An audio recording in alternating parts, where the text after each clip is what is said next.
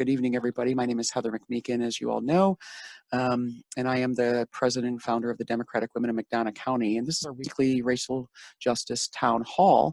And tonight's town hall is a little different because we've got a lot of data back to share, and that data is, we want to give a content warning at this point.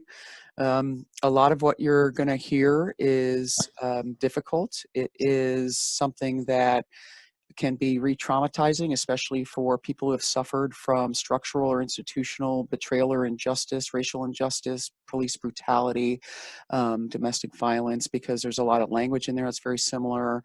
And I would just like you to attend to self-care. If you need assistance, please feel free to message Sam on our team or myself through the private chat if you need to. We'll try to get you to one of our people.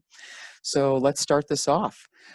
Beginning at the start. So we filed FOIAs, but let's backtrack just a little bit. Our commitment to peaceful, though passionate exercise of our First Amendment rights is in keeping with the rich civil rights history of peaceful, active, passionate resistance to hate and intolerance and racial injustice. We always de-escalate when challenged, always.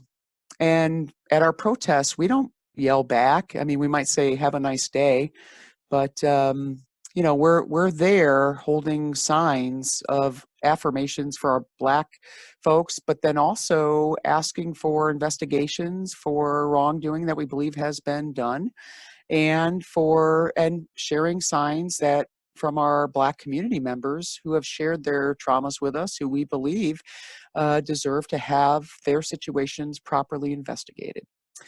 So we teach people, we train our people never to lay hands on first and always de-escalate, and we certainly hope to do that.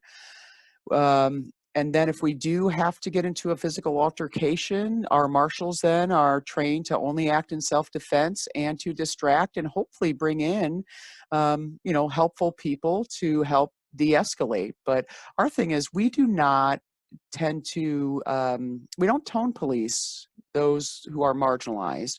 And we're not there to do that. We are there to, you know, both protect and affirm our support for Black Lives Matter, our love for Black lives in our lives, in our community, at our, you know, institution of higher ed, in our junior colleges.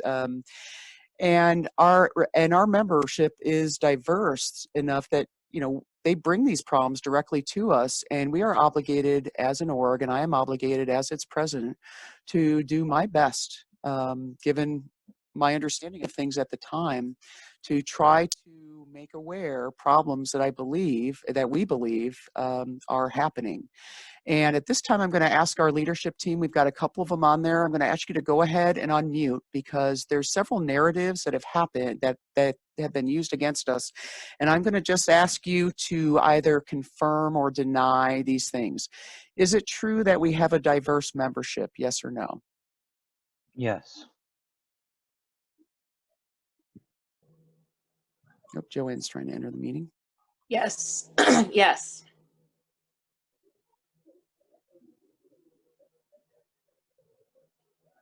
Joanne, I just asked I'm going to ask several questions to help journalists kind of discern a little bit of to counteract some of the false narratives that are being used as disruption tactics against us, whether intentionally or not. That is just a part of, you know, our white fragility. But one of those is that they're claiming that we're just a few people. Is that true? No. No. No. Thanks, Joe. Another false narrative is that I don't speak for our org, and that I am out there speaking on my own and making things up. Is that true? No. No. Thank you. When we speak at the city council, have I ever said anything that we believe was a lie at the time that you're aware of? No. I've never known you to lie anytime. Thank you, Nanette. You're welcome. Yeah, absolutely not. You know, I may be mistaken. I may be played for a fool at times. I may wear my heart on my sleeve. I'm traumatized. I get facts wrong, or I mess things get messed up in my head. But what we are generally calling for is just we're trying to point out structures that we believe are systemic oppression, and whether by design or not, that, you know, kind of the why behind that isn't as important to our org. Our org wants these structures that we know have caused harm to our members, our loved ones, our community, our students, to be made apparent and visible to our community in a way that would hopefully inform public sentiment, so that they would know that, hey, this is something that, you know, that's fine if you don't have a problem and you have some privilege, but to use a different lens, you know, if that's something that has been a problem for years and it's still not fixed, then you know, that's a structure that we can target to go after for making it better.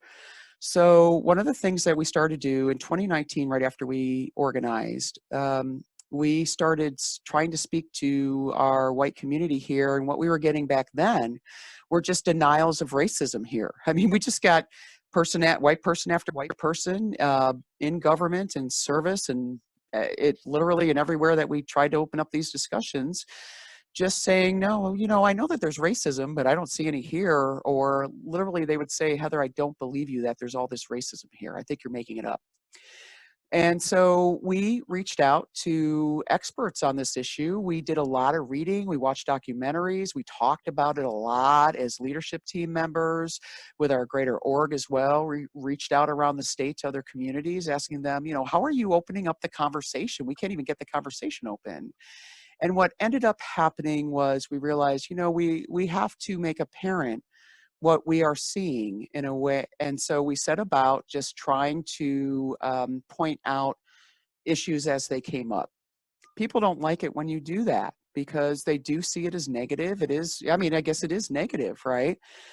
But instead of it being about our white feelings, you know, we're trying to focus on what is the impact of those decisions, that behavior, that structure on people without our white class and often gender or male privilege. Um, and how does that affect their quality of life? And are they impacted in the same way as somebody with all kinds of privilege? Because if they're not, right there, you know, that is a systemic issue and it needs to be corrected. So we started holding protests. Well, we did town halls last year. Our first one, I think, was last December. So about a year, where we called, and this was after the Macomb Police had given a one-way train ticket and no funds to a Black disabled man with mental health challenges and no resources, and sent him to the streets of Chicago to join the homeless shelters. And then they turned around and told his brother, who was his legal guardian, and that is on file because the police had helped them file that paperwork. So they knew.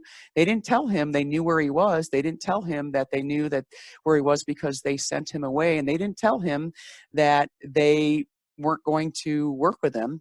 And this man had to reach out and find allies to finally get the police to take a report. And then when this ally forced them to take a report, they said, oh yeah, by the way, he's up in Chicago, you got to go get him. And so his brother had to drive up there and go get him, and they found him right. So that started it all, where we realized, we thought at first that just speaking to the mayor about it would be sufficient, but there was no acknowledgement of even harm done. There was no compassion. There was no apparent concern from our city leaders publicly. And that's not to say that they didn't have all those things, but the impact of that silence on its face to our Black community, to our Black members, was both alarming and hurtful. And to our white members, I'll say it was appalling. And then when the journalists tried to get at the details, and they were given separate details and even shut down, we realized, okay, if somebody will do that, you know, to a very vulnerable person, and do it without even feeling any compassion or even any need to explain yourselves, that right there shows that that's not someone that we want to work with to make them a better leader. That's somebody that shouldn't be in leadership. And that really is the change. So we started doing these weekly protests that or when COVID came around, you know, we had talked about truck violence. And let me tell you, one of the FOIAs that we got back was for our concerns about trucks. In 2018, I had snapped a picture of one of those, and now we've all seen them. Like, they're common now, but back then MPD and the mayor's office were giving people the impression that that was really not a problem. But our assertion on that is and remains always. It's not that the people turned in complaints and the police properly investigated and there was nothing to it. What was being brought to us, and we're still receiving these, is that not so much anymore, but people were, Black folks and people of color and women were telling us that trucks and vehicles, but especially trucks with Confederate flags and such, were driving in ways that were intimidating to them and made them fear for their lives.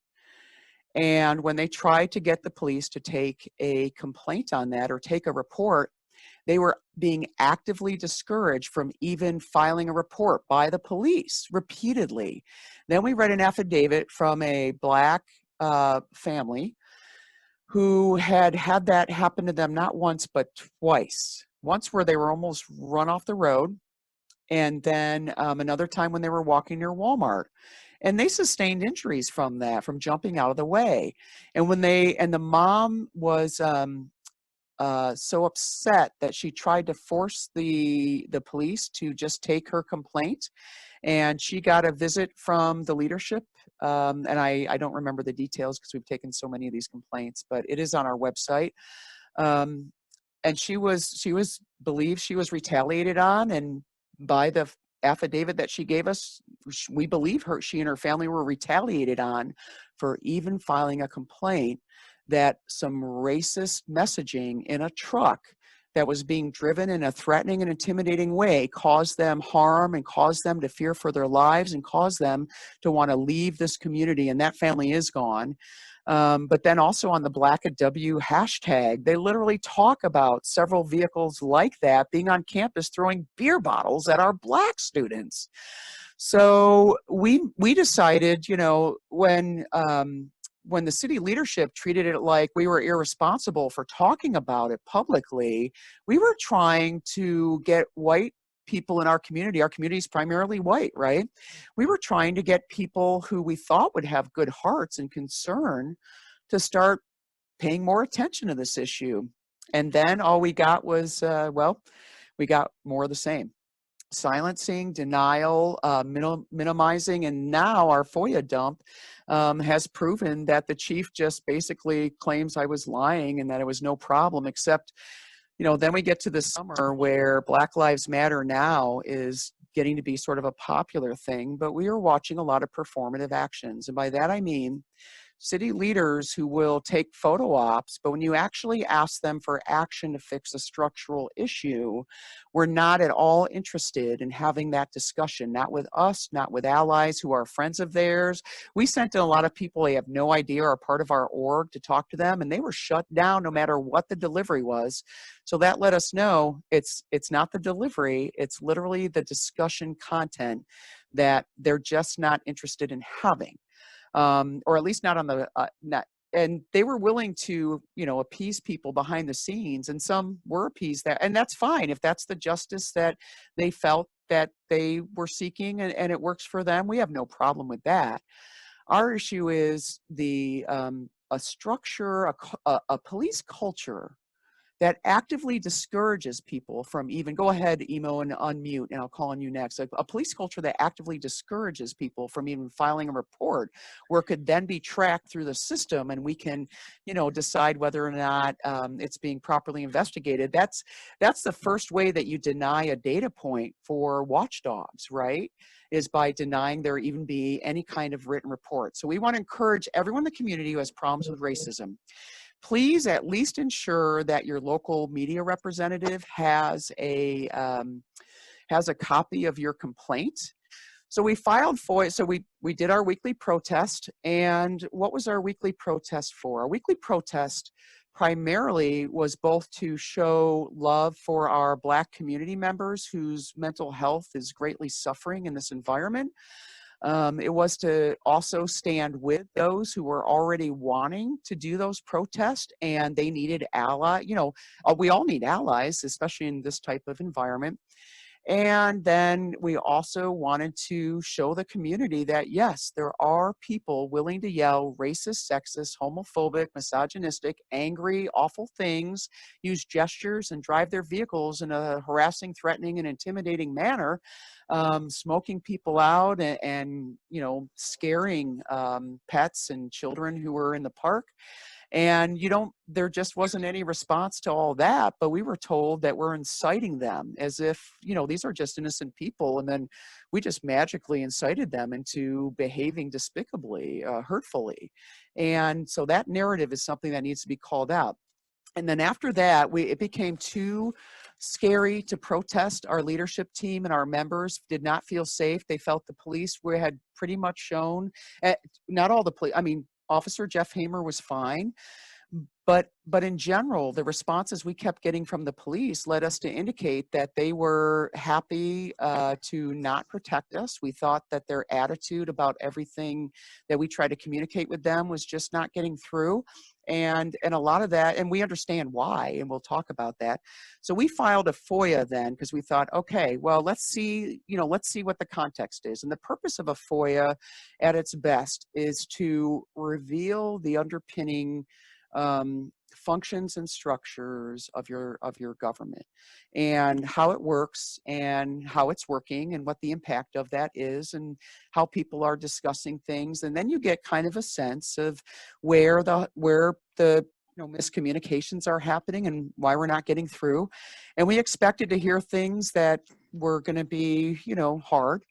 And obviously we wouldn't expect them to be happy with us. We've called out a lot of things that we disagree with, but we got back some things that were a little bit beyond that. So we filed this FOIA on December 1st of 2020 and from Heather McMeekin, December 1st, 2020 at 9:36 p.m. We work at night like we normally do, or else in the middle of the night, to Kurt Barker. And then, dear Macomb Police Department Administrator, under the Illinois Freedom of Information Act and other relevant legislation, please send me the following: a copy of all electronic, audio, video, text, emails to or from Macomb police officers from May 2019 to present, involving our complaint against Macomb Detective J.P. McLaughlin, including the audio and video of the meeting with Deputy Chief Burnham. Any communication mentioning, and here's where we put in the key words. And you want to be specific about your key words because, they can charge you. They are on taxpayer time. You don't want to just cast a wide net. You want to cast a specific net that doesn't imperil the privacy of individuals who shouldn't be seen in this. So any communication mentioning these terms: Heather McMeekin, Democratic Women, Racial Justice Coalition, Black Lives Matter, or any nicknames used, official or otherwise, when communicating about these. And then any departmental I put mementos, memos, so I will correct that. Stupid spell checker probably did that. No, it's my brain, let's be honest. Or memorandum regarding protests, Black Lives Matter, and racial justice events. Electronic delivery is preferred to my personal email, or I can pick it up in person. They did not give me electronic delivery, so I had to scan everything in. But I would like to once again thank our donor who gave us a wonderful laser copier printer scanner so that we can be more efficient at this stuff. And I went and picked it up, and we unveiled it. And so now I'm going to turn it over to both Emiliano and Kai Scott. Go ahead.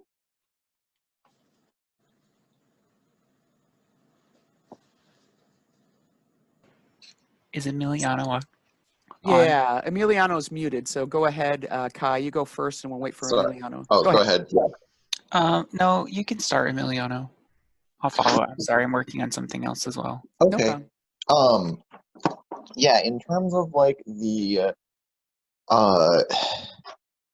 I think one of the things that the FOIAs really reveal that's important is kind of the relationships. Sorry, I gotta let that the and dog like out. Keep going. the ways in which like the people in power speak about like the Black Lives Matter and and just like even the thought of racial justice and like the Dem Women and the groups working on racial justice coalition. And I think that's like some of the things have been pretty just like rude on the best interpretation of it, and like threatening in some ways. So yeah, I think that's like we can see the way that they like treat dissent or treat, you know, complaint. Mm-hmm. Go ahead, Kai. Yeah, I would absolutely echo that idea, because what I see here is really more evidence, right, that of things that we could already show from, already publicly available information, like the fact that they've been very complicit in not wanting to protect protesters and indirectly putting them in harm's way by refusing to do their civic duty. And the thing is like that was already demonstrated in the case with the guy that that was picked up by the state anti-terrorism task force, right? So that was something that we could already demonstrate. But the fact that you look at these emails and the tone that's used, in which they make it very obvious that they're kind of leading their department to, kind of band around this idea that they didn't want to protect protesters, they didn't want to provide security. And the fact of the matter is like in police departments that are highly socialized, basically, giving trigger words of like, I know that none of you want to do this, is just reinforcing the idea that they're going to have a collective kind of idea about something.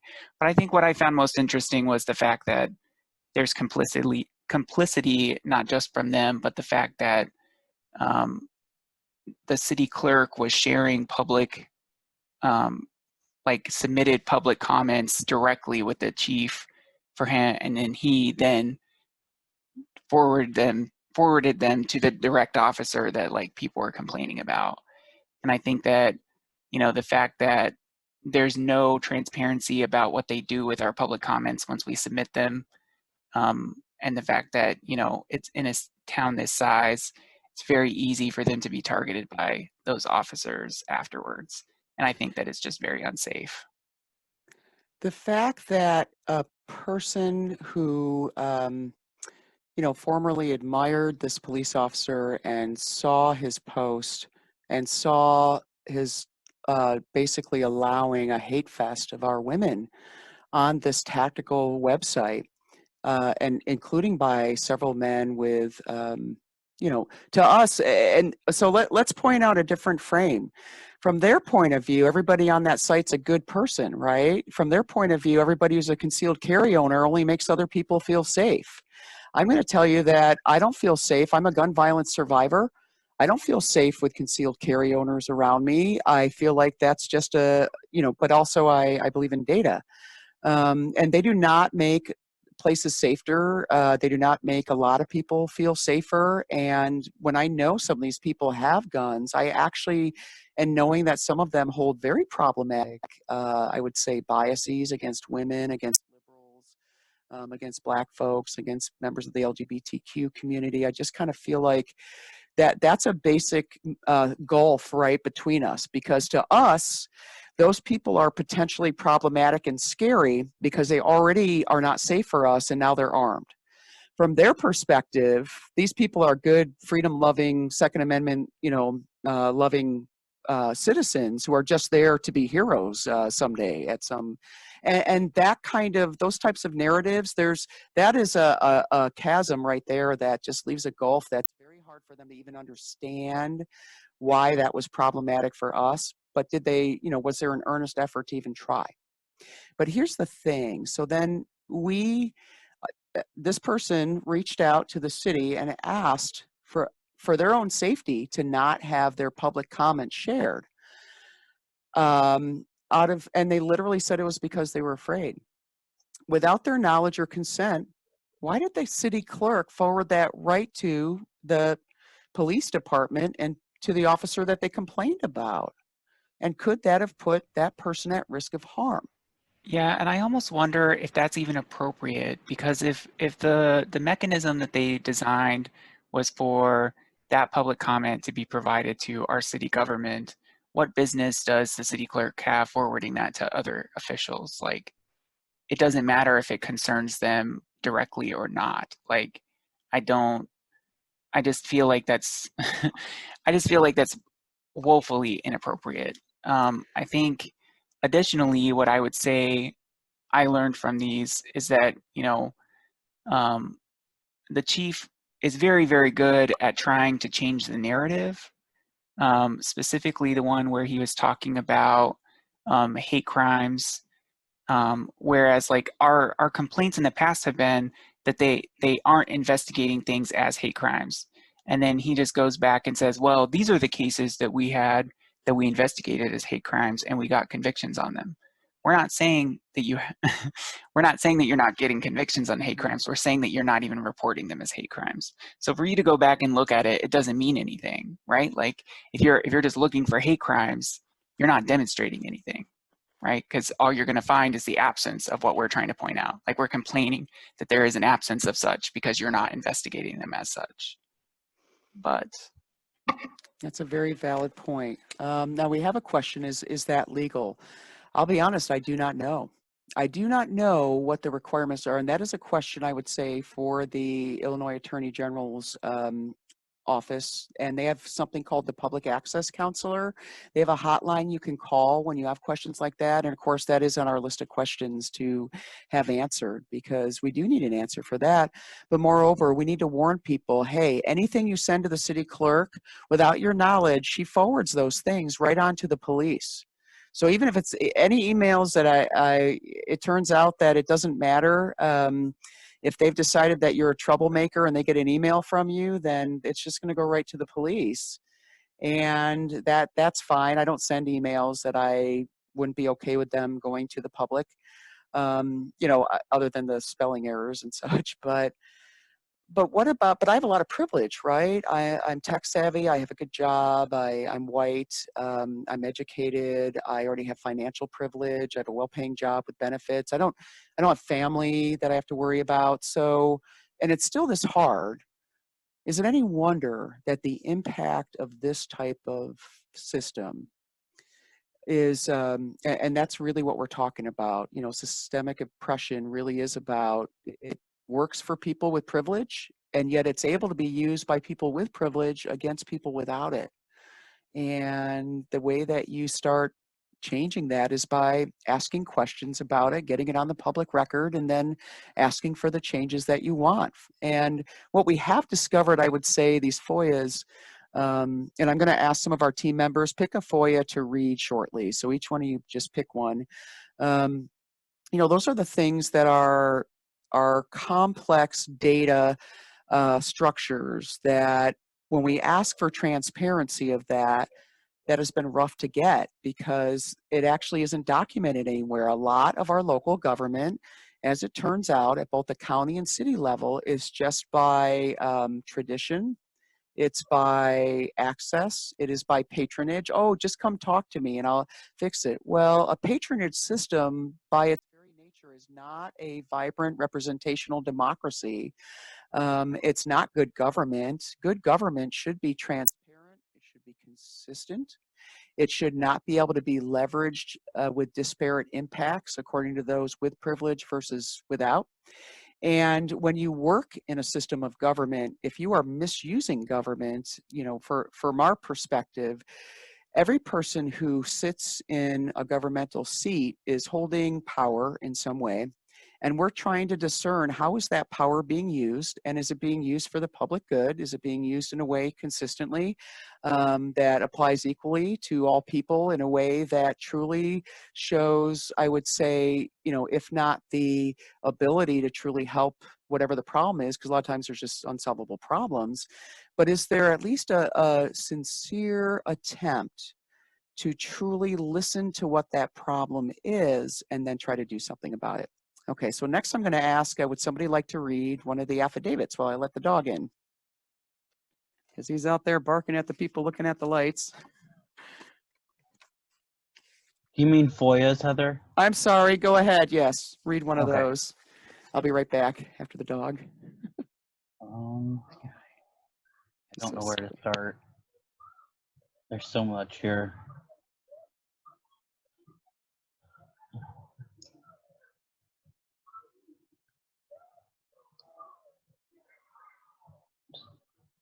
Just a second here.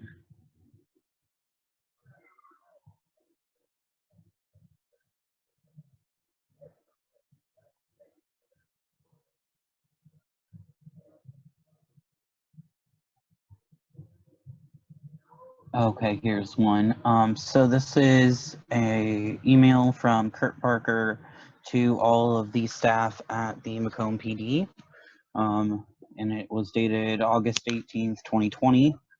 Everyone, I'm reminding everyone that we need to provide extra patrol for the events in Chandler Park so that we don't have an incident that makes national news. If you have an incident reported to you in Chandler Park that rises to the level where you can issue a city ordinance citation or make a state arrest, then do so. Mayor Inman wanted me to stress to you that he has our back and that it is critical we do everything we can to keep the peace. Do everything you can to get the incident on video and audio so we can defend your actions. I believe 2 organizers are willing to work with us. McMeekin will twist everything said and turn a positive situation into a negative. So document everything and gather all evidence. If you have any questions or concerns, come see me. So he's already establishing amongst all the officers that Heather twists things. So that's a bad thing altogether. And then just he's acting like we're not willing to work with them when we've given them plenty of opportunities to do so. And we tried to be nice at first. For a long time. Yeah. So let's talk about what that is, right? First and foremost, I have called for him to be fired or investigated and either step down or be fired. Because I believe that he holds problematic worldviews that do not belong in policing and definitely do not belong in leadership in policing. But, and we've well documented those, but so for when a police officer, when someone's in charge of a department or any agency, is it ever appropriate, assuming it, let's pretend it's not me, would it ever be appropriate for a police chief to malign the character of a community member who has brought concerns about their police department to the entire, broadcast it to literally everybody using our taxpayer funded systems? I don't think so. And then immediately everyone that read that is going to make assumptions about you before they ever deal with you. So they'll have a negative view of you going into the situation. And we know why a lot of cops have a negative view about me. So go ahead. I'm going to turn it over to you now so that you can relay a little bit of what you know about our police culture here. Well, this has been going on for, we decided 11 years. 30 plus, 40 plus years. Yeah, exactly. 11 I mean, years it's every for me. city. Yeah, it's in every city. We're not unique, no. But yeah, but I even mean like for you and I, ours began 11 years ago, and it's been currently too, just in the last less than a year. One of my grandchildren that's native, every time she drove to our house and back for dinner, she was being stopped by the cops. and they'd say tail light was out or headlight was out or something, and we'd take it and have it fixed. And one did go out right after the other one was fixed, but it'd been going on even before that. And she finally started calling my son and putting it on speaker so that he could hear what was being said, because her fiance is Black. And so they were, that was part of it. And they'd ask him questions, like they'd act like he was being smart with him, and he wasn't even looking up. He'd be looking down at his lap. I mean, and he wasn't the one driving, she was. He doesn't even have a license because he grew up in Chicago. So, and very, very nice young people. I mean, respectable young people, and no reason to be harassed like that. And in a 12 miles, they were, every single night they were stopped. And it was scary because I was afraid that they would try to say because they were acting like he was, when all he did was sit there and look at his lap. He wasn't doing anything. Well, my son is white, and when they heard his voice, they realized that he was on the phone, and then their whole dialogue changed. And but we knew that the lights weren't out. So, and this kept happening constantly. So when the first time I read anything about this group that you were getting involved in, I provided you their names and information, because we've had trouble with them for years against women, against my son that's disabled, against, and could get nowhere. I mean, I went to the chief of police one time and could get nowhere with him. Look what we had to do to fix that. Yeah, we couldn't even get him to take a report. And so this has been ongoing. Well, when it got to these kids, it scared me, because this is in the what's going on now with young men being, killed by just having their knee held on them until they suffocate and die. And I could just see them doing it to one of my kids. And then I wasn't sure what I might do, because got kind of a bad temper, not if you bother me, but if you bother people I care about, then I was like, oh, I have a bad feeling, besides the fact it'll crush my son and his fiance, it would crush me, because I love the kids. And they shouldn't be targeted just because they're Native and Black. And that's what was going on. There's no question. They were driving an old car that was one of my used old cars that was a 6-seater. It was obviously, it didn't even look like a sporty car, and it was darker. So it looked just like an old person's car, because I'm old. And they were still getting stopped, and it was just killing me. And we were getting we thought, well, and my son finally was on the phone. And he said, we've just had those lights fixed today. He said, I don't believe they're out. He told Aurora to get out and check the lights with the phone so that he could see it, because he didn't believe it. And they weren't out. They were just doing it to harass them. And now what it does is it gets the young people to not come out and eat a meal with their families, because they were coming out every night because they didn't make a lot of money. And it gave them a chance to connect with the children every night, and which is good. I think family's good. We can reinforce values, and we can make sure they're eating properly, and they all sit around and watch a movie. And it was altering those things. And it was also making them a lot of times not stay to watch a movie, because they were afraid if it was any later, the time might make a difference, but it didn't. It was like, no matter when they drove through there. So we changed cars and gave them a different car, because we have a lot of used cars. We have a lot of grandkids. And when we gave them the other car, it stopped for a while, but then they figured it out.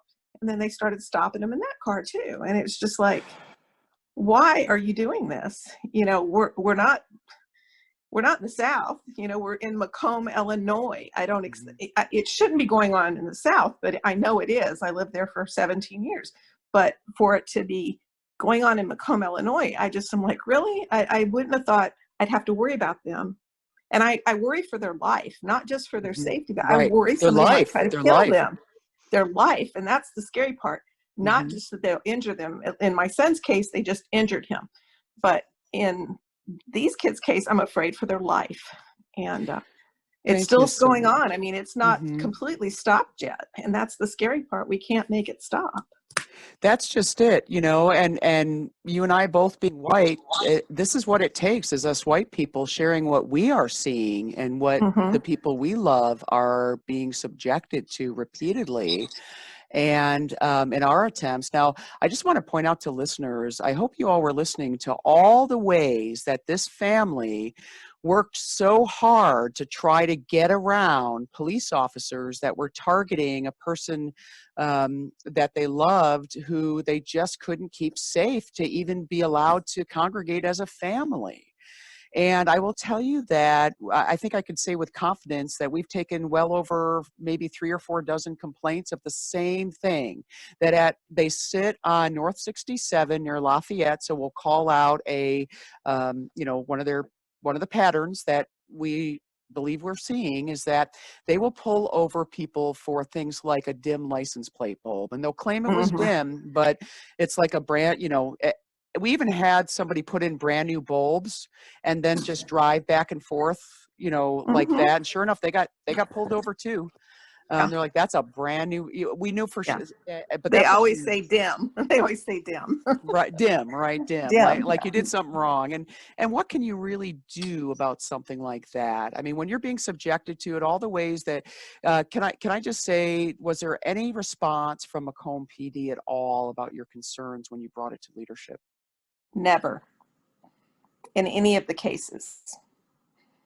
That's the issue, isn't it? So at this point, so these things, these patterns, these are not unique to Macomb. This is what authoritarian, militarized, structural racism in departments looks like. It has disparate impact. It has greatly negative impact to quality of life, to family structures, and I like to point out that a lot of our Black community members, they will never walk back and forth between homes after dark to go see their loved ones, to watch a movie, like another argument against daylight savings time, because our Black folks do not feel safe walking, and it's not other people that they feel at threat from, it is our police. Exactly. Thank you so much for sharing that You're experience. welcome. That's important for us to do that. I really appreciate it. Okay, so next I'm going to ask one of our other members to go ahead and pull up a FOIA, and I'm going to go ahead and read one as well. Let's see. So here's one from Kurt Barker. An email from Kurt Barker sent Monday, July 20th at 2:29 p.m. And this was sent to Mike Inman and Scott Coker, RE or forward, about my public comment. And that public comment that I had made was about our Black Lives Matter event. And let's see, that one, we'd also talked about Ariel, your case. And I want to warn you that this is about that. So if you'd like to answer questions, feel free. And then it's also about the other case as well. But it says something that is factually inaccurate. So I want to ask you if it's ever okay for a chief to knowingly or unknowingly reiterate information that has already been corrected on the public record, or at least we tried to correct it on the public record. But so he says, Mike and Scott, would either of you like me to provide you with information on either of these cases so that you can respond that you have reviewed both cases and MPD officers acted appropriately? I have video of that person throwing the bottle of bleach at the other person. She also admitted to the officer that she threw it. Okay, but the witness claims, there was a witness and it wasn't bleach, so that is a falsehood. It was a bottle of disinfectant. We've reviewed that video, and what you can see from the side is the person was given, statements which the witness confirmed were threatening. Sorry, I'm actually on my cord. Got to get off of there. And that was, done in an act of, we're talking about a person who has PTSD. So if this person was a veteran and white and male, if someone had threatened to drive over him and his baby, is it conceivable that he could have become angry enough to have shoved a bottle of disinfectant off the counter onto the floor in anger? Yeah. Would he have been charged with battery for that and sent to jail, and then for over a year now, awaiting trial on a charge of battery under COVID to send him to prison? Would that serve the public well? The other part that, and then Kurt Barker continues on the Harrison case. I have the passenger on video and audio stating she observed her do at least, quote, 2 fireball shots and that she was confident she was under the influence. The passenger also states that she was aware the officer was trying to pull her over and that Ariel had said that she wasn't going to stop.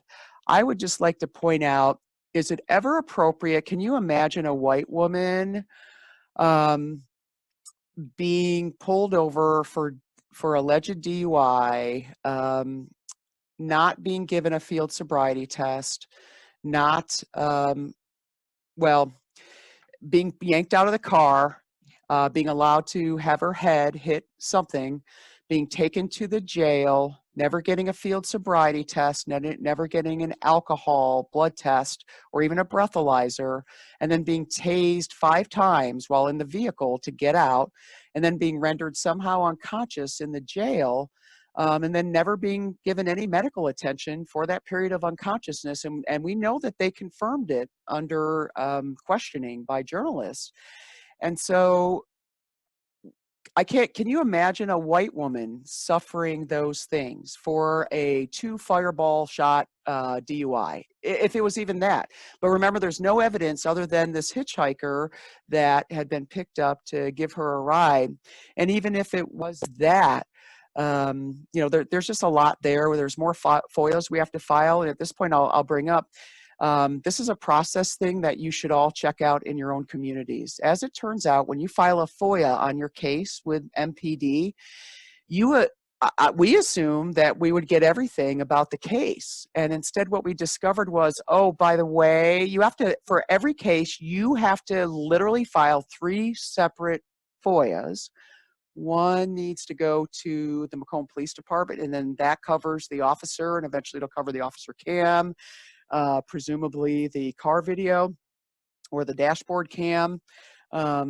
And then you have to file a separate one for central dispatch for any cameras that they are using and any of the communications that they've done. And they don't tell you, or at least they didn't several times, didn't tell us that we had to file a separate. And then if anything involves the jail, then you need to file a 3rd one with the sheriff's department. So can you imagine now our public defenders asking for evidence for people who need to have help, and they have to file 3 separate FOIAs to these 3 separate agencies in this tiny little town for 1 call.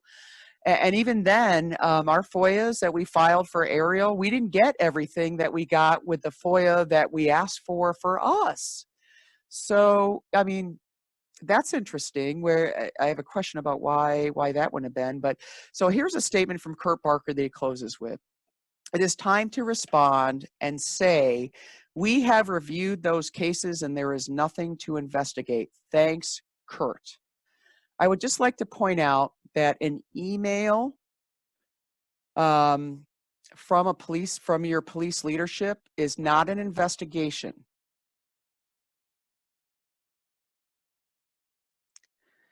So now I'm going to turn it over to somebody else to, well, first off, do any of you have questions about this one? I don't have questions, but I am going to just kind of give some commentary that I find it highly suspicious that there's no like hard evidence, if that makes sense. It's all speculation, or like even just, circumstantial evidence of someone's firsthand account as a witness. Like, I don't know, it's just people lie, right? And I just don't understand like how that has gotten as far as it has with no evidence. But then again, like, we're in this community, so. This is a problem, right? Because let's see, where's the one that, let's see, from the mayor. In 2019, after we started bringing up questions, the mayor sent a very interesting email. I'm going to ask you to try to find that one, Sam, where he messages Kurt Barker and asks some interesting questions about that. So, Sam, do you have that handy? Give me just a sec. Okay. Was that the one that was like sideways? Mm-hmm. Yeah, I think Okay. so. got it in a folder here somewhere. I have so many folders. While he's waiting, while they're doing that, I'm sorry. Either's fine. Okay, He or they. Thank you. My apologies. I'll read out something from that FOIA that we talked about, the person who sent it in a public comment. She literally said on there, I would like for my last name to be withheld due to my career and fear of retaliation, so please only refer to me as. And then it was sent right from the Macomb clerk right to Mike Inman, the city attorney, Scott Coker, and Kurt Barker. And then Kurt Barker sent it right on to JP McLaughlin, Detective McLaughlin. So that's a structural issue as well. But okay, go ahead, Sam, if you found it. Yeah, I'm just trying to read it sideways on my computer. Sorry, I know that was a terrible screenshot. I was in a hurry. It's okay. Let's see.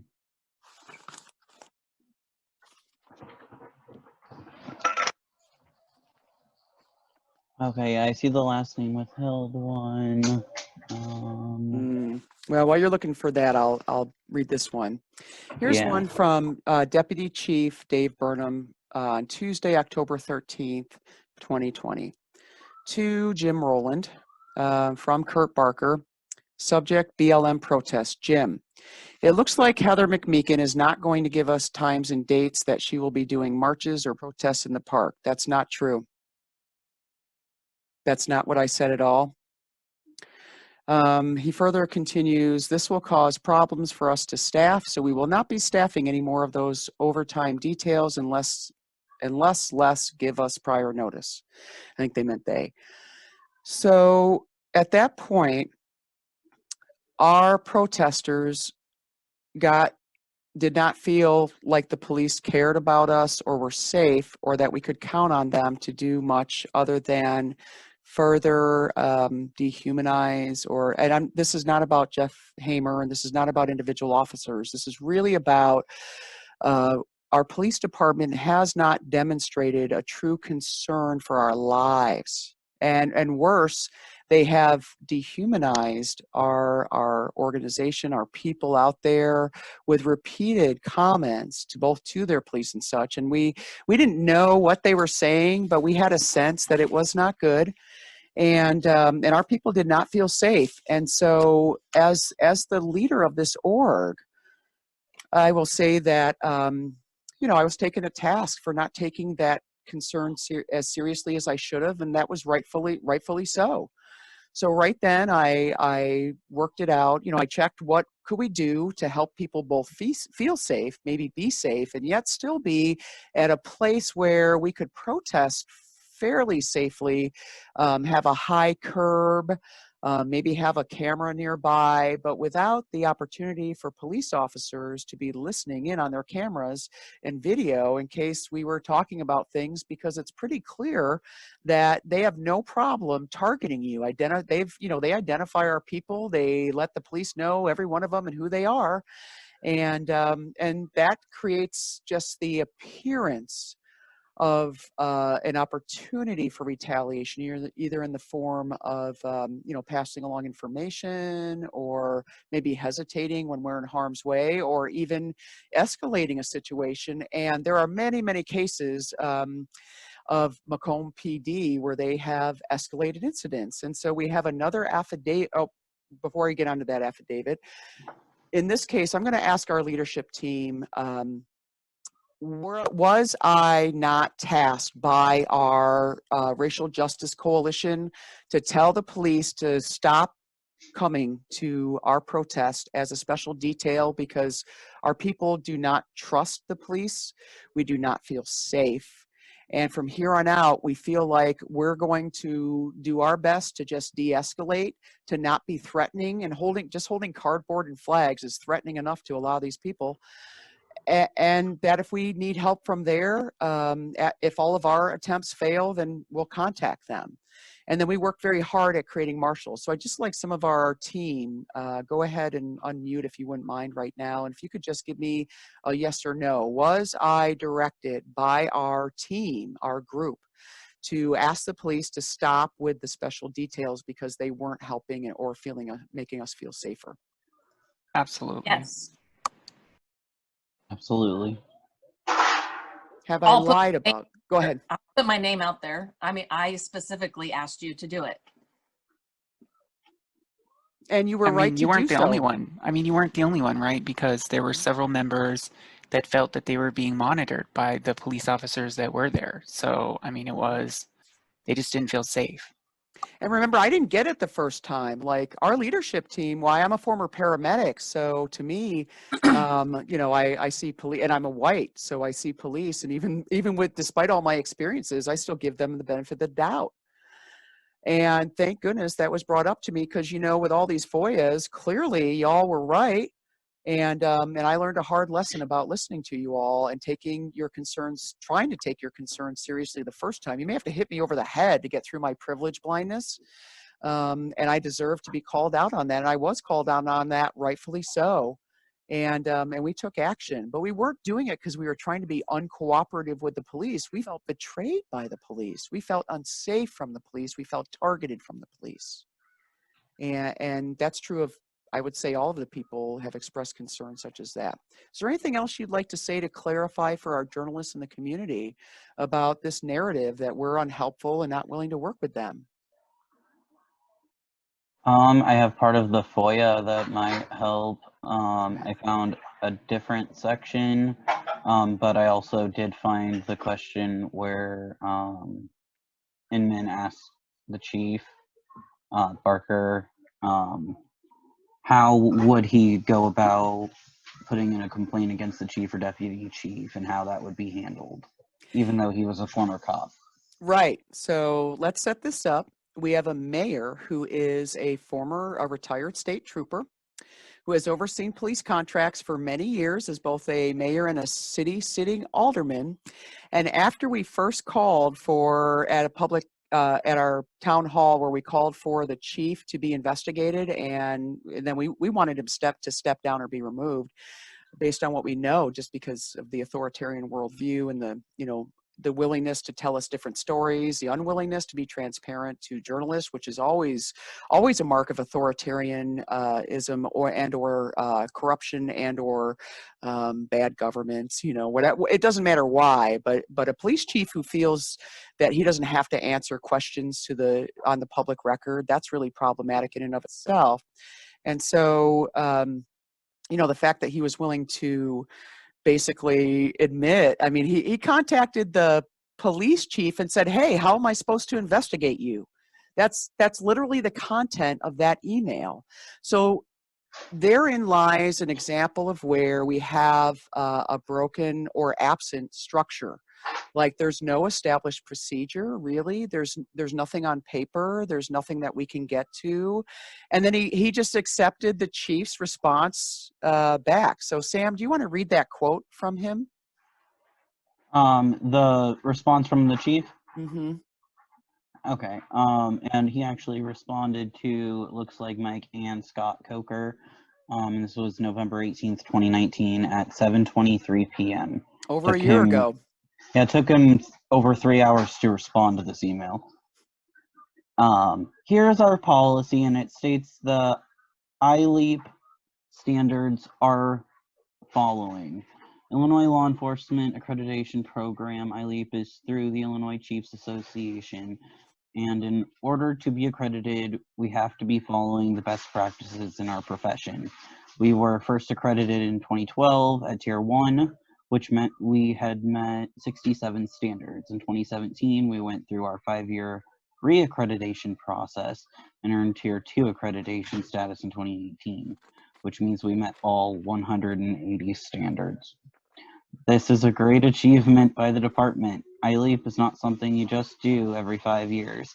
It is a constant process of checks and balances to ensure that we are following the standards every day. If we were not, we would not be accredited. I should have something on the complaint process from other departments tomorrow. So far, everyone that has a complaint process is very similar to us. So in 2019, which was months after we had taken an affidavit that summer from a black man who the chief, who alleges the chief, the sheriff, and the deputy chief, and I forget who else was there, basically allowed one of their officers to assault him in his home on a case of mistaken identity. And they claimed that they were looking for some black man who was allegedly fleeing something, but this man was upstairs and they saw him through the window. They decided he must be the one. And so they were pounding on the door. So his girlfriend and daughter were downstairs and they said, something's happening here. Can you come down here right away? And he did. He opened up the door and they asked him his name. He saw the police there. And so before he could even speak, they basically pile drived him into his couch, handcuffed him in his own home or his girlfriend's home. And then, and this man asked, why are you doing this to me? Is it because I'm black? And they said, yeah, you're handcuffed because you're black. And so he wanted to put in a complaint. And he contacted the chief, you know, where he was told that there weren't any way to put in complaints. So he tried to call the FBI and the FBI kind of hung up on him. And the FBI has hung up on several of our people who have tried to get more information. So I don't know what's happening with the FBI, but I imagine they may be struggling with a few governmental structure issues themselves. But so that complaint was brought to us, and basically they asked, you know, why can't we at least put in a complaint? Why are they saying we're not even allowed to complain about this to the police? So we reached out. We looked. The first thing I do as a webmaster, I go look it up online, right? So I looked it up online, and the entire Macomb PD website had gone down right after this man demanded to put in a complaint. And it may be a coincidence, you know, but it stayed down for months.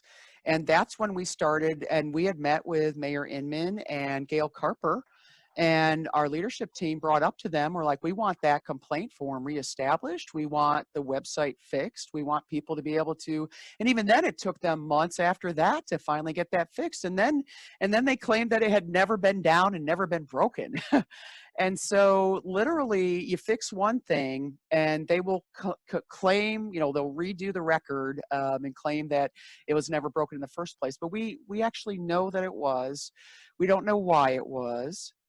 Is it ever appropriate for a police website to be down for months? You know, given that they have the power of life and death, and that's a whole nother issue. So here we have a man who has been assaulted in his home, been handcuffed, didn't deserve any of that, as a very vulnerable daughter watching this entire thing. And they told him, oh, well, tough, you know, we didn't do anything wrong. We have every right to do that if we feel threatened. So and yet this is just one of many incidents like this that people have relayed to us that I find credible. The witnesses who see these things, you know, his girlfriend's white. She relayed the same thing, and because we have now been subjected to very similar behavior, I mean, not targeted at me because of my race, but to see where they will literally lie about what you say, misrepresent what you say. Let me correct that. I don't know that it's a lie, right? We don't know for sure that and this is what we don't know, and this is why transparency is important. You know, there are miscommunications, fine. But can you imagine a white person in this community being the police just coming through your door, shoving you in the couch, handcuffing you, and then telling you you don't even have a right to complain? Would that happen to a white person here? So anyone have any thoughts on this? I can read another FOIA that Please kind of do. demonstrates the same thing that you were talking about, that they always try to change the narrative. So this one is an email from Chief Barker to the mayor, Scott Coker, and is it Lisa Schaaf? Scalf? Okay. Sorry, Lisa. It was on Thursday, July 2nd, 2020. He says, everyone, we sent out the 4th of July media release and posted it to Facebook. We also sent a notice to media advising them that we would resume briefings Monday morning. The 8 Can't Wait release will be given Monday morning to them so that we can answer questions if they like. Also did some checking with the AG's office and was advised that if they felt the case was warranted, that they would send it to the state's attorney's office to have investigated. I called Matt and he said he has not received anything from the AG's office, and his friends that work there say that McMeekin was referred to the NAACP with her complaints. So once again, they are making things up. Hope you all have a great weekend. So let's talk a little bit about that. Beyond the shocking fact that there's a back channel giving private information about our complaints from the Illinois AG to our police or to our state's attorney, which he then turns right over to the police. So we filed, we helped individuals file their own complaints, and those start working through the system. But at the Illinois AG's office, they can only investigate patterns, and you need many, many complaints to prove the same pattern. And every complaint requires a timeline. So as soon as they file it, they have 30 days to get in all the paperwork, each person that is filing for. Otherwise, their complaint gets sent out of the system. And marginalized people who are traumatized, they do not have economic privilege. They don't necessarily have access to printers. They don't necessarily even have computers where they can write out their complaints and submit them electronically under COVID. A lot of those folks just gave up because they knew they weren't trying to get justice for themselves. They were trying to point out problems to the AG so that when other complainants with similar problems might eventually tip and issue investigation into the structure and how it functions. Well, then we filed complaints for Open Meetings Act violations against us. And in July, I want to say, of this summer, I received word that our complaints were all dismissed. And so I contacted the paralegal, Edward, well, I won't give the name, but I contacted him and I said, why were our complaints dismissed? And he said, well, because you can't make a complaint as an org, you can only make a complaint as a person. And so we challenged that. I checked with the ACLU and they were like, that's not right. That's not what the Illinois Human Rights Act says. So I went back and read that. We went it over and they told me what to say. And so I contacted them back or that might've been the same thing. We had multiple conversations about this. And I asked them, would you please double check? Because I think that may actually be an error. I think we may actually be allowed, and it says right in the Human Rights Act that we are allowed to file as an org, that they are not permitted to do, right? That nobody's permitted to, and we could post that, but so then he got back to me and he said, I hate to tell you this, but you were right. We dismissed all your complaints and we shouldn't have. You are more than welcome to refile them all. It has to start the clock over again.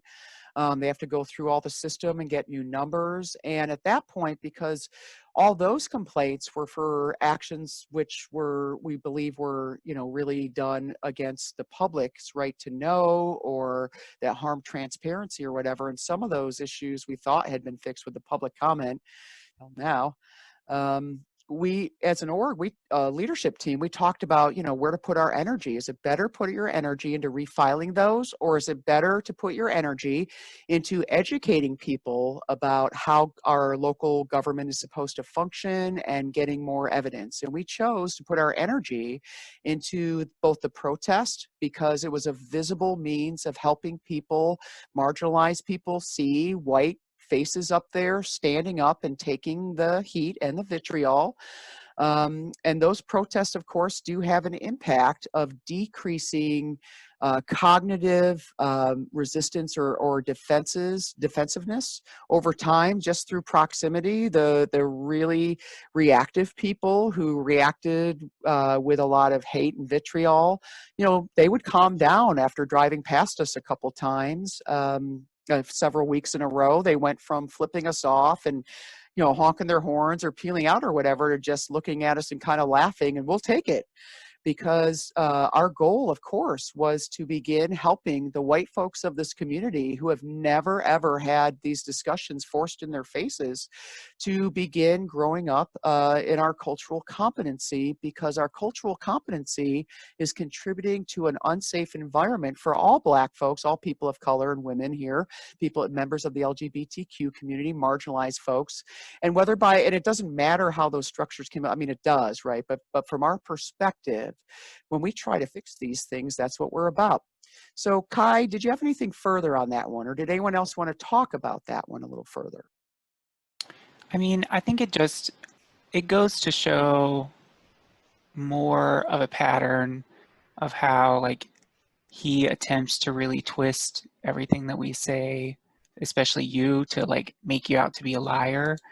I mean, there are several of them that are similar, like the one about the white van that was driving around. I mean, you know, if we pulled just the ones that, you know, he'd said something about you making something up or lying, it would be a document all in itself, of several pages. And it just, I mean, and we can prove that. Any journalists who want to see the proof of how we actually responded, because that one in particular, I got to admit, that one made me cranky. Why? I'm laying here late at night and I get 3 separate people, one in our org, reporting this, but we can't get anyone with a photo because they're too afraid to get close. 3 separate people to us is good enough to at least raise a question. So Sam, if you wouldn't mind pulling up that screenshot and reading it. So we ended up putting out I thought, a very cautious message of concern, because our thinking at the time was, you know, it's approaching Halloween and maybe someone's just has really poor taste or whatever. But on the other hand, there's also some, at the time, remember, there were Proud Boys who were trying to instigate arguments and get people on the record and then turn around and sue whoever did it.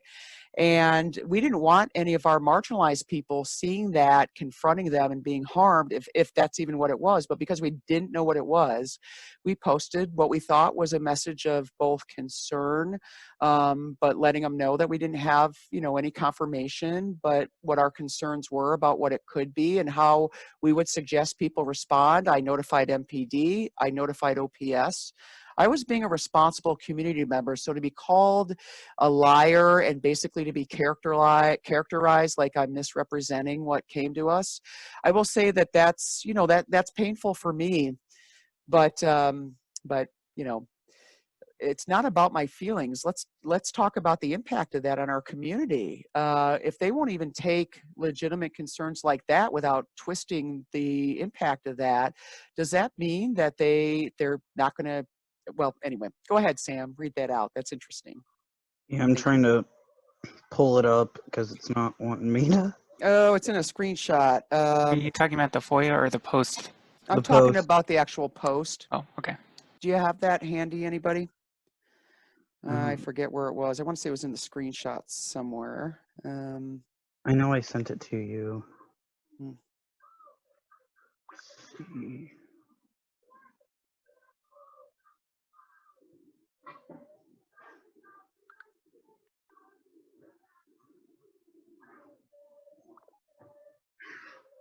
We talk a lot, Heather.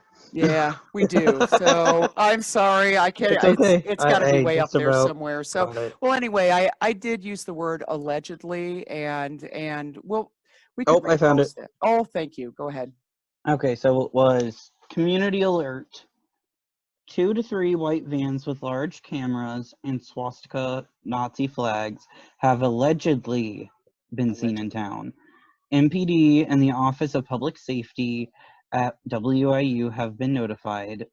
This could be a Halloween prank in very poor taste or something else. Do not engage. If you see them, stay safe and report the sighting to the police ASAP. We have no further information. Some of these types try to provoke vulnerable people into a fight, then sue them for damages, or get an altercation on video to recruit new members. The best response is not to engage with such people. Hashtag Black Lives Matter, hashtag We Will Stand Together, hashtag Hate will not win. Mm-hmm. What's wrong with that? Nothing. You know? Yeah, the mischaracterization of everything that I submit, it doesn't matter how professionally or cautiously the language I use, they still turn around but I'm the twister, I guess. So Yeah, I but have another FOIA if go you'd ahead. like. Please do. Okay, this was from Kurt Barker to presumably supervisors, because that's how he addresses it. So it's Jeff Amer, Chris Butcher, Jim Rowland, Ted Tidrow, Ken Nevar, and Lindsay May. And this was August 5th, 2020 at 10:13 a.m. The protesters are not completing special event permits, and therefore we don't know when they will be in Chandler Park. There has been a slight escalation of events recently with counter-protesters. It is believed that a certain group is trying to entice individuals so that they can point fingers and blame.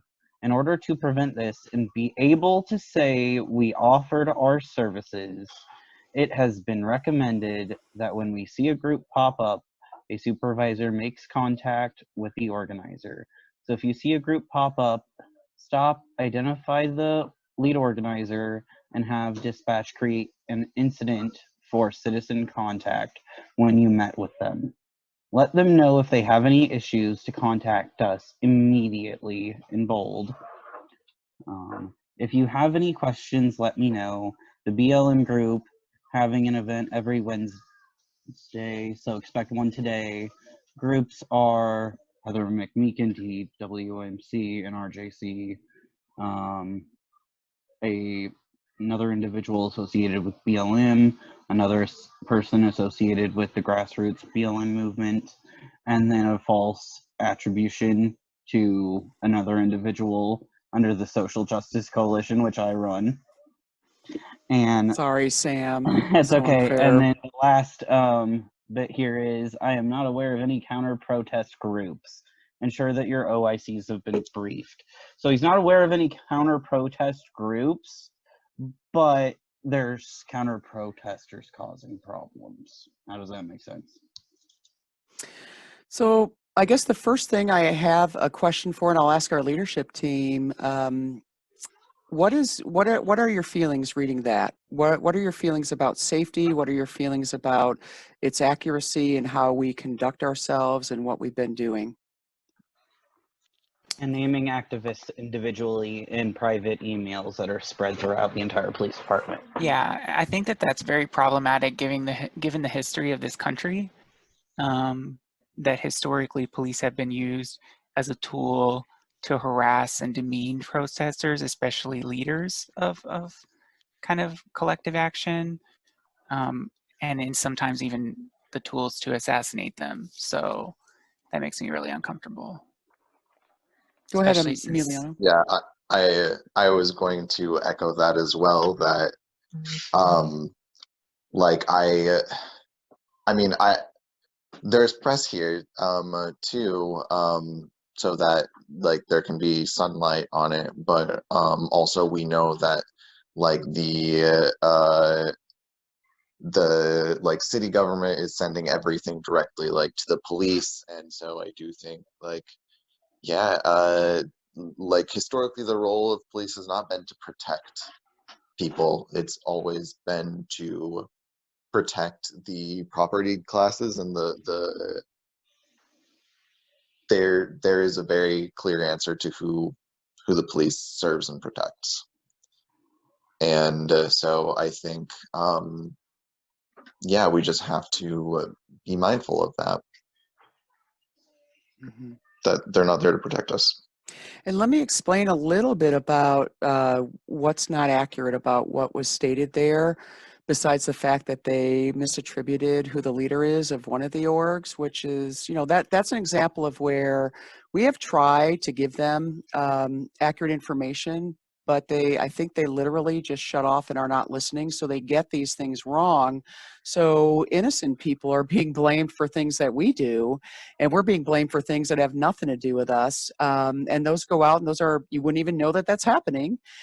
But to be clear, if we hold an event in the park, in Chandler Park, and it's some type of event where we do believe we need the gazebo and we want to have rights to it, we have no problem filing a park permit, and we have done that repeatedly. So that's a mischaracterization, and those park events are not protests. And except for the ones that don't have permits. Those ones may be late at night, but a lot of times they're vigils and speak outs. And if they want to consider that a form of protest, you know, that's fine, whatever you want to. But and then standing with signs, you know, on the sidewalk or against the wall there, we aren't required we told them, and those events were put up every week on our Facebook page, and I told Officer Hamer that we'd be doing those every Friday, and yet they claimed that they wouldn't know when they were, right? That was basically a way of saying we're just trying to be difficult, we don't deserve the protections, and if something, and it really sets us up for victim blaming, because it sets up a and actually, while I think about it, Sam, when you were reading that, can you clarify, did it say enticement or did it say incite? Because incite is a legal term, and if they're claiming that we're inciting violence against us, that is a way of telling everybody, hey, if they get hurt, make sure you blame them because it's going to be their fault. And They said entice. They said entice. Okay, well, that's still and to entice. So what? Entice who? Like for what? Because I'm enticed by, when I drive past a Black Lives Matter protest, I'm enticed and I'm excited because I'm like, yay, people standing up for people I care about. So who are they claiming as being enticed? Are these good people who otherwise have goodwill, but because we're just magically so freaking awful, we override all their otherwise goodness and cause them to act in ways that are not? Sorry, my dog sees my arms flap and I am getting mad. Go ahead and talk about what you think about this. It's okay, Joey, I'm not that mad. They say we're enticing, but they have no interest in even like doing patrols for our events either. Yeah, it just, that's in a FOIA as well. yeah, and that's the one I have pulled up in front of me right now. Okay, I'll let you go then. Yeah, it just, I mean, the level of, you know, contempt that they have for, you know, any kind of organized action at all is just very apparent, right? Like the one that I have in front of me now is from Jem Rollins to everyone in the police department about patrolling. It says, for the foreseeable future, I've been tasked with staffing one officer on overtime to the Black Lives Matter protest on Friday evening from 4 p.m. to 7 p.m. As of now, unsurprisingly, no one has been interested in working with them other than Hamer. If you are uninterested in working these details, could you please respond to this email with a no if you don't want to work with them, and then I can skip calling you about each and every Friday and go direct to just offering them to Hamer. Thanks in advance. I mean, it just shows a pattern of them. They don't want to protect protesters. And you can see Doric's immediate response of no as well. Yep. So that means you know he's not going to be reliable or care about you, so you can't trust him. And what's the impact of that towards, because we had several of you standing with us many times, now knowing that that's what the thinking was, if you reflect back, if you had known that this was how they were discussing us, would you have still been willing to stand with us? I mean, would you have felt any differently than you did? I can tell you we have decided not to return back to Macomb because of these things. To the point my husband has literally said, because, you know, we have distance and I can help you fight on these things, that distance gives me a little bit of a safety barrier. So as long as I'm not in Macomb, I can still bird dog them. I can still help you help guys us out from afar, because help we've you had out to from pull a afar. lot of our people behind the scenes because of the retaliation and the fear. And this is why we use allies, especially I use allies, right? But we are greatly appreciative, especially of our male allies, you know, or those who are really just have the willingness to still help us, because our women, you know, a lot of them are struggling with caring for families and children and parents. And when they are able to join us at a protest, we want them to feel safe. We want them to actually be safe. We want them to be respected. And yet this type of stuff has a really chilling effect on people's both willingness and feelings of safety in exercising their First Amendment rights. That shouldn't be happening. Standing up for Black Lives Matter is a human rights stance. Should be no problem standing up for it, and it should not be seen as well, it shouldn't be seen as anything negative, but of course, you know, a lot of white folks have wanted to turn it into something negative. And then of course, does anyone have the FOIA where the chief has used language that is just really problematic? And I don't want to read the details of that FOIA, but he literally uses the term white on black hate crime. Black on white. I'm sorry, black Yeah. on white hate crime. Yeah, I'm not looking white at on that black. right now. I was about Same. to. Oh. I'm sorry, I'm so mad. Yeah, that one I can't even, that one just made my ears steam because I just thought that doesn't even exist. So the context of Yeah. that is, who did the chief send that to, claiming that that was what that situation The was? mayor. And Scott Coker and David Burnham.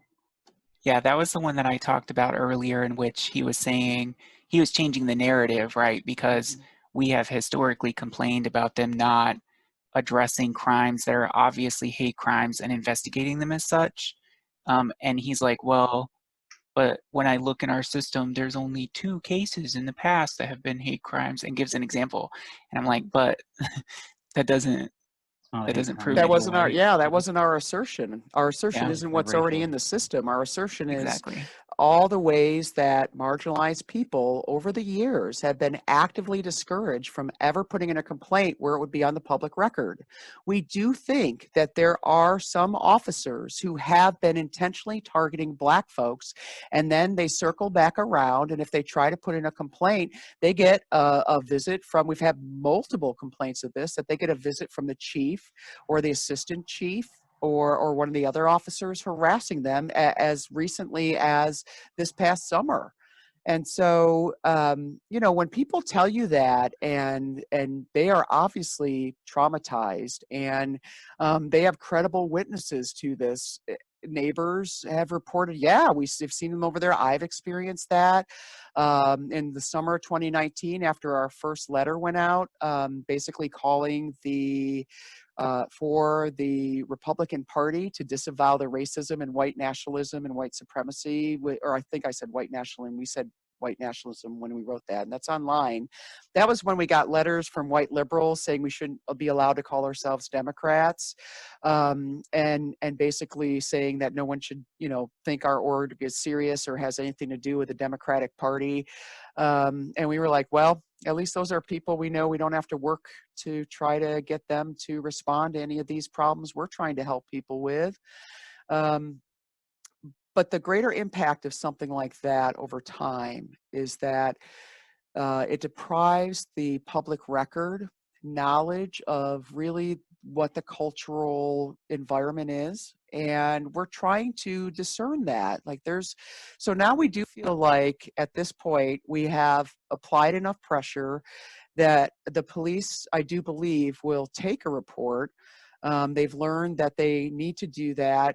I do think it was a training issue, but it was also a legacy issue, but also a tactic for, and this is where, right, you don't know what it is. This is why you raise the question, you ask for an investigation.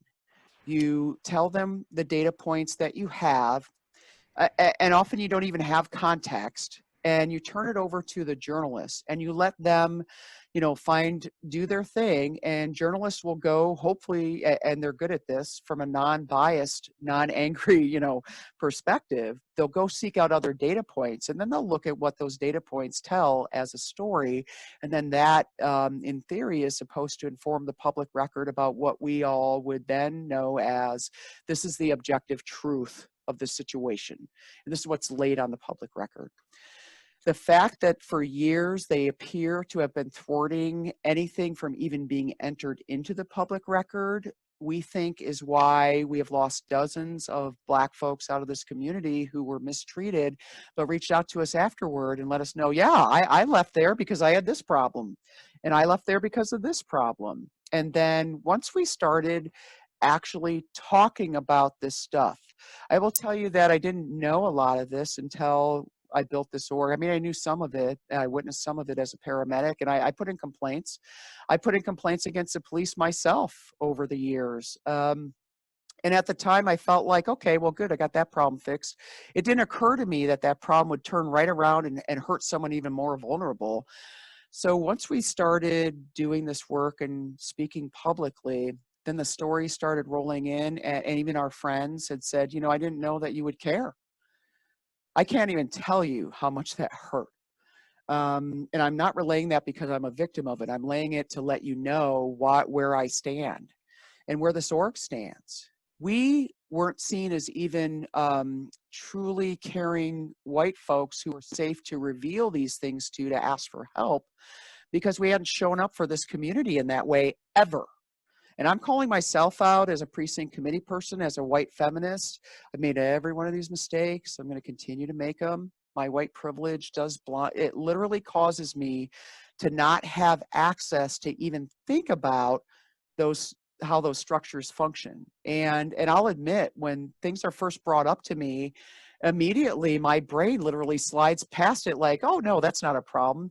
And then they have to point up, here's an example of where it's a problem. Here's why it's a problem for this person. Here's what, and then I'm like, all my privilege got in the way of me even hearing that. I dismissed it. I re-traumatized this person with my silence and dismissal. And now what am I going to do with that as a white ally? Am I going to just, oh, well, I'm hurt, so I'm taking my toys and going home, or I don't like how I was talked to, so you know, now I don't have to do any racial justice and it's your fault, right? No. I mean, what you do with that, when somebody gives you the gift of candor and shares their suffering with you, that is actually both a powerful thing. It's a rare thing. It's ultimately a very necessary part of a healthy, vibrant democracy, to have these conversations, to have them in all spheres. And there should be no places where white folks can say, this isn't the place to talk about race. That is our white privilege speaking. Every place is a place to talk about race until racism doesn't exist. And we're just trying to do that. So at this point, I'm going to open it up to questions. We still have more FOIAs. We'll do them next week, but we are 4 minutes over, and I want to respect people's time. So I'm just going to open it up, and we'll take whatever questions you all have. Yeah, I did want to mention just briefly, because it was something that you had said about the fact that, like, police officers refusing to make statements or take statements, because if I recall correctly, like, that must have just changed, right? Because when we had the issue with that guy that kept showing up to our events in the summer, like, they were refusing to take, like, they were just like, there's no problem here. Like, they wouldn't even take the complaints. Right, yeah. They're like, we talked to him. He said he'd go. He's back again for the 5th time. Or whatever, maybe it wasn't the 5th time, but many times. Yeah, we ourselves, there were multiple times we tried to report people, and they're like, there's nothing to report, you know, it's like, I want it reported so that it's on the public record that this happened. So in that particular case, I'll point out one other thing that happened. After, you know, I took a physical risk to get that guy's drunken, abusive, loud, racist, misogynistic, awful, hostile behavior that made us made us feel unsafe, for which the police had been called on this man multiple times over the summer. That day, we finally got it on the public record, right? And then they were forced to act. But I will point out, I think one of the reasons why they acted on that was because the next day was the CT Vivian thing. And so that was the only week we got good police work from Macomb P.D. other than Officer Jeff Hamer. And then after that went in the paper with that screenshot of him doing that, when I started, you know, in town, I got stopped by so many women who relayed that this man had been abusive and harassing to them, and they had tried calling the police, and the police wouldn't even take a report for them. So I'm not sure that it is actually fixed, In the last month and a half, we haven't had another complaint that the police refuse to take a report. I hope that they will always take a report when a citizen wants them to do it. And with any luck, you know, maybe they'll work out that way.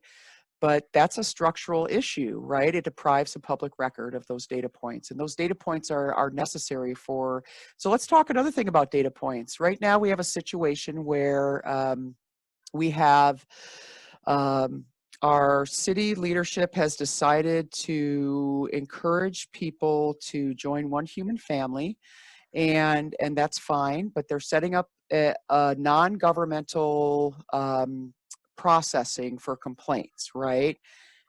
By doing that, our concerns about that are why are, maybe I need to back up a little bit. You see all those signs around town that say save a mask? Those are, you know, save lives, wear a mask. Those are wonderful. They are the labor of love of a private woman individual who, you know, has been doing that. And my thing is, why aren't the police enforcing masks so that individual people don't have to do the work of the taxpayer-funded people with really good equipment and safety and protection and knowledge and training? Why are we always watching them applaud things that are outside the government, that our government should be doing? Our government, our local government should be protecting us all, should be making people wear masks, making people be distanced, making people adhere to those standards. And instead, they just got to tell the city, yep, we're just going to sit it out. Good luck, everybody. You're on your own. And the chief literally said, don't even call. Well, now they're doing the same thing. They're telling people, well, if you have problems, you'll be able to eventually go to this group that our city administrator, who is our affirmative action officer, is now on the leadership team for, and he'll just be helpful and refer anyone who has problems to that group. The issue is it ever appropriate for a city administrator to encourage someone to go off the record into instead of referring them to the Equal Opportunity and Fair Housing Commission, or city council, or the police and fire commission, or the Department of Human Rights, or even just, you know, getting it on the public record? So what happened to them is, our worry is that what's going to happen is people then are going to be encouraged to go to our affirmative action officer, who now is in leadership in this org and also in the, I guess, running for the NAACP, or is the NAACP vice president. How can we ethically, as white allies, refer traumatized people to structures not tied to any governmental regulations, oversight, transparency? Yeah, go ahead, Emiliano. Oh, I just had two questions. So one was, when you make a FOIA, does the body that is receiving the request have like what does the institution that is on the receiving end of the FOIA see from the request? Like, do they see what specifically is being looked for? Do they see the person who signed it? Okay, so they do. Okay. Mm-hmm.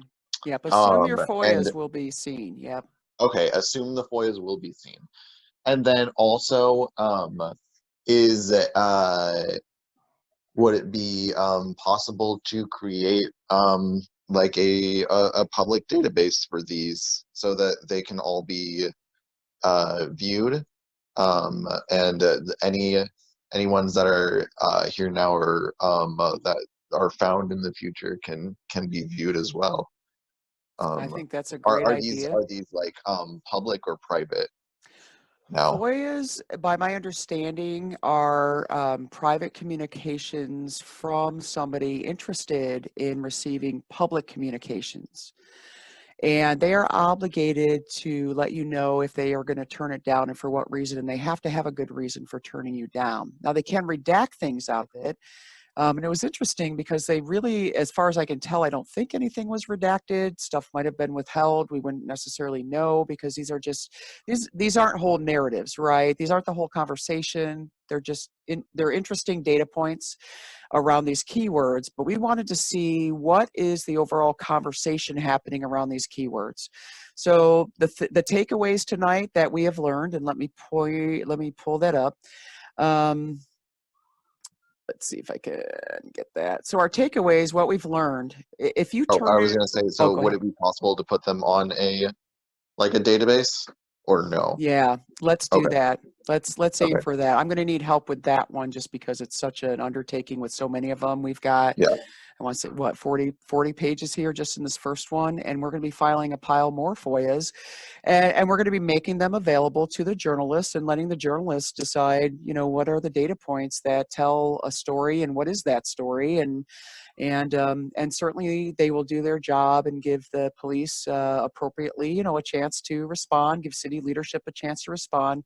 But what we're interested in is making transparent how our local police culture is. There's one thing we haven't talked about in that police culture, but there is clear evidence of the leadership team repeatedly using what we would call relational aggression messaging that is used in authoritarian cultures to basically create an in-out system. And they are trained that way. So if you're on the in, then you're a good person. We're going to work with you. We'll go out golfing with you. You know, we'll give you whatever. Right. If you're on the outs, you're a liar. You're a twister. Nobody needs to listen to them. Let's make it look like we did our job, right? And unfortunately, that is actually leveraged against also the members of that system who are in there. So here we have Officer Jeff Hamer, who, you know, has shown repeatedly, at least to me, I'm convinced that his heart's in the right place. He's trying to listen and learn and do better. And I think he has, you know, demonstrated true concern for us. And I will say a lot of the younger officers that we dealt with were fine when I dealt with them too. Certainly not all of them, and a couple of them were quite rude. But we didn't turn in complaints about them because we're like, well, you know, from their perspective, all they know of us is what their leadership is saying. And so if that's all they know of us, we can understand why they'd feel that way and not hold it against them because they don't know what they don't know. Not that it's appropriate, but we're not going to give that our time because we have vulnerable people we need to help. But the bigger, broader problem, and this is not unique to Macomb police culture at all, this is systemic. This is an ongoing issue. Because they want to protect their own, because authoritarian structures of power and control are, you know, formed and were built primarily as systemic oppression by white men, you know, in the past, who those were the people that were able to make all the decisions because they had the, you know, class privilege, the power, and they were able to do that. But those systems that were built that way aren't working for everybody, and we need to talk about that. And in this case, what we're seeing is that they are actively using language which basically pressures Jeff Hamer to stop caring about us. They clearly want him to feel like he's the weird one. You know what I mean? That kind of language. And I won't say that that's their intent. I will just say so let me backtrack on that. That is a cultural thing. That is what we see within police culture. So this idea that there's plenty of good officers and they'll speak up against the one bad apple, these FOIAs tell quite a different story. You have one officer who has expressed concern because he is friends with several of the people that have been at our protest, and yet even when he does that and responds in a non-threatening way, his own leadership repeatedly marginalizes him, mocks him, lets everyone else know that he's the only one. And that was why, you know, and we felt that and we could sense that. The responses that we got, people like, oh, it's them again. What do you want? I mean, that type of, and then we're accused of not wanting to work with them, right? And not doing our due diligence or all that. But so this prevents the culture from being fixed from the inside of the department. It can't be fixed from the inside because it is its own culture, and cultures are difficult to change without outside forces. And this is where regulations and policy and oversight comes in. And we really do hope someday soon that we will see officers have to get licenses, so that then if licensing does pass this year, and that is a goal, that is a Democratic goal in our state, if we can get licensing through, that will give everybody a state agency to put their complaints into, to complain against a police officer's license, so they can't practice anymore. They can't practice at being a law enforcement officer. This would radically shift the power away from their authoritarian inner structure, closed police culture of every police department, and bring outside transparent oversight and accountability, and also leverage the power of government to the aid of marginalized people who are relaying that they have had problems. That's what good government should reflect. That's what it should be like. But what shouldn't be happening, I mean, is there ever an excuse for police officers to degrade and dehumanize the people they are sworn to serve and protect?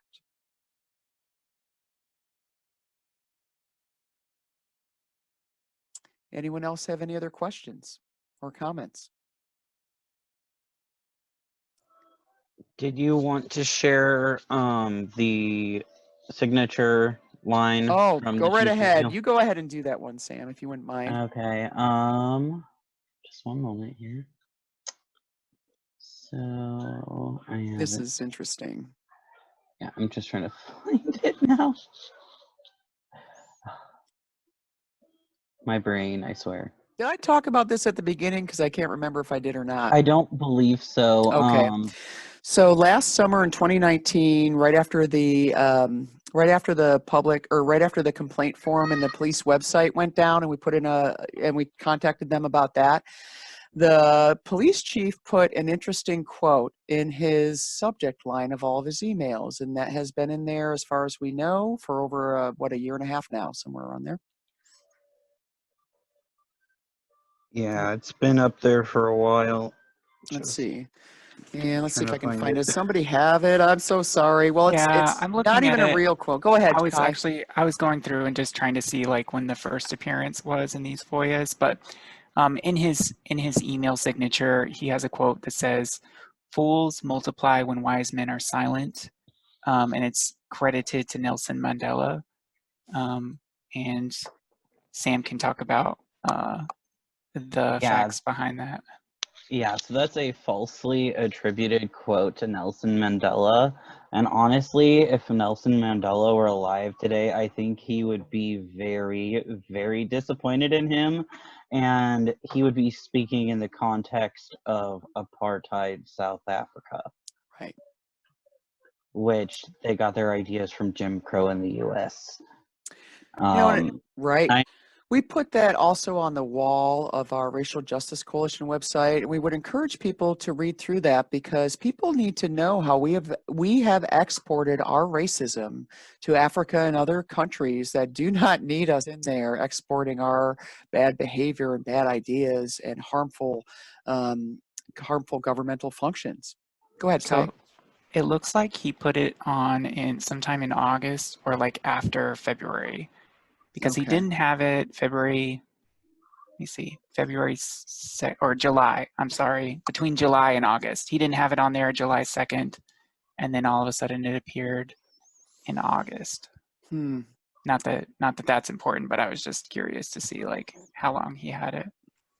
Well, I guess the lesson here is, it is important, if you're going to try to appreciate Black folks, Black leaders, do your homework.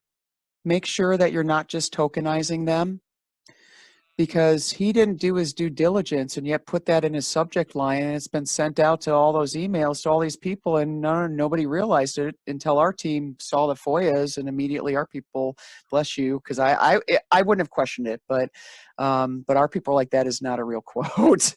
Yeah, I mean, I just found it really arrogant, so that's why I brought it up. I mean, for him to, because that implies that he thinks of himself as a wise man, right? And I think that it just goes to show how they think of themselves, right? And it doesn't matter, you know, how many complaints we put against them, how we demonstrate how they're not doing what they should be doing, but they still think of themselves as wise and you know, on some metaphorical pedestal.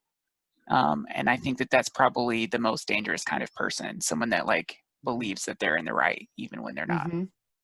And never seems, I mean, I've never seen a single expression of compassion for us by the chief that I can identify that felt real. But of course, I'm not the best judge of that. But I don't believe that we've seen any true concern about all the violence we were all subjected to. And of course, some people have told me it's not violence when trucks drive past you like that. I don't consider that violence. Well, you know, in the vehicle code, it does talk about using vehicles as intimidation. I don't know why they weren't charged with that, but if people aren't, it's the impact of that behavior, right? It's not a valid form of counter protest to use a vehicle against people standing on a sidewalk with cardboard. So for them to characterize that intimidation and harassment as valid counter protest, that's a very dangerous narrative because it misinforms the public into what valid, appropriate, safe counter protest looks like. And the fact that trucks have been, you know, all year long and for years been driving into protesters, you know, since, for a long time, but it's only escalated. We were expressing concerns that for our safety too, and what we got was, you know, they're just counter protesting. You have to have tolerance for it. They literally told us that. That kind of thing, no. There should be no tolerance for hatred. Hatred is not, hate language is not a valid form of counter protest. It's hate, and it should be confronted. So I guess at this point, you know, next week's town hall, we'll be doing more FOIAs, but we're also going to be talking about the video of my complaint from our org to Deputy Chief Burnham and how we were treated during that, because we did that specifically to illuminate and make clear to our members who are thinking of filing complaints at the behest of our city government, saying, well, you're not even filing complaints. You can't expect us to do anything if you don't file a complaint. And that's a fair, you know, if we feel like people are safe filing complaints, people are not safe filing complaints. They haven't written down any process, any guidelines, any structure for protection. There is no trauma-informed language. There is no education for the person. They are allowed to literally lie to you. They are allowed to treat you like you are the criminal. And you know, I know how that made me feel. Can you imagine a marginalized person who's had a problem and goes to them? How might they feel coming to that situation? And that's, we are over time, you're right, so we need to go. So anyway, everybody, please take good self-care. Reach out to each other. These structures are going to take time to fix, and we're not unique. You know, Macomb's not especially different in a lot of ways, but this is our town, this is our community, this is our people, this is who we're trying to show up for, and we're all living this. And from our perspective, there are some things we can improve upon, and we certainly hope that our city leaders will do that. So anyone who needs to jump off now, we'll thank you so much for your time and your willingness to listen. If you have any questions, feel free to submit them to us. If you're uncomfortable with us responding directly to you, we are happy to post those on our wall, and we'll put that out there for everybody else to ask. And now I'll open it up for our news reporters as well, if anybody has questions. Thank you, everyone.